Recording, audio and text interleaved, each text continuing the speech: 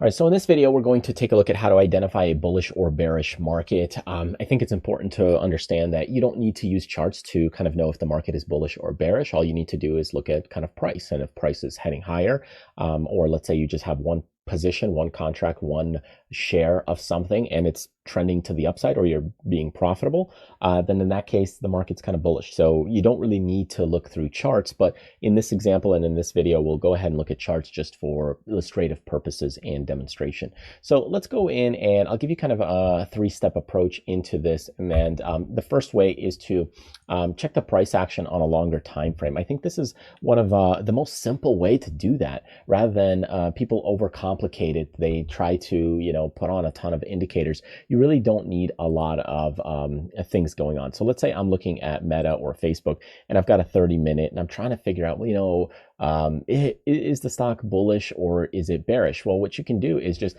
head on over to, let's say, a longer time frame. You could go to a daily or a weekly. So for the week, and we're just starting kind of the new week. So that this bar, because it's a Monday right now, this bar is maybe not as relevant, but the previous week was green and the one before that was green. So we're kind of in a bullish trend there on a week-to-week basis. So on the last few weeks, you can also look into the monthly time frame. So the month, which we are halfway through the month, or a little more than halfway, also is green, which means, hey, market is kind of bullish. And I know this seems like kind of a dumb, not anything extreme way of finding out if the market's bullish or bearish, but it's quite simple and it works just fine.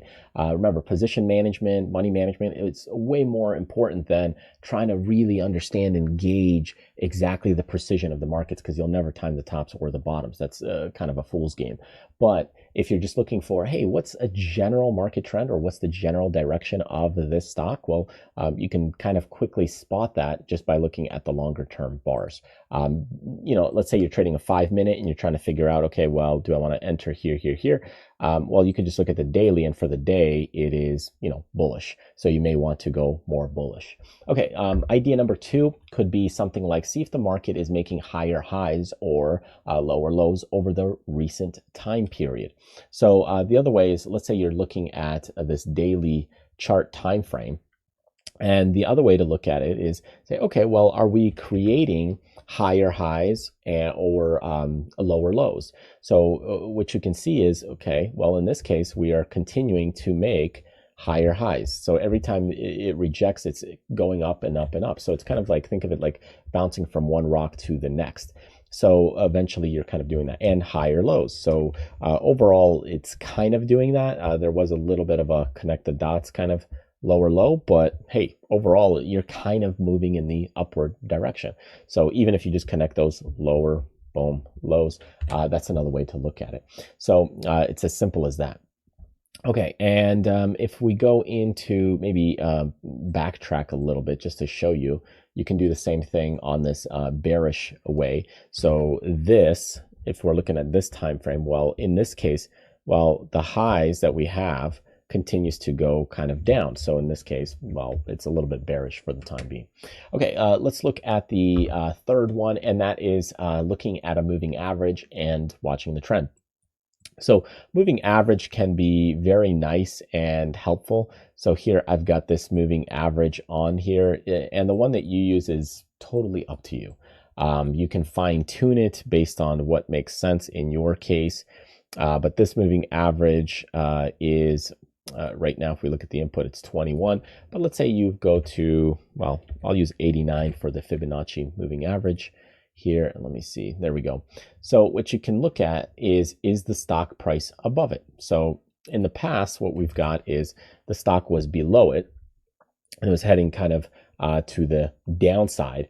And then once we cross above it, we're kind of above it. So we're kind of holding that moving average. Now, the other thing to watch is just the angle of how that moving average is. At first, it's moving pretty quickly, right? It's fast over here, but over in this area, it's actually starting to flatline, so it's slowing down.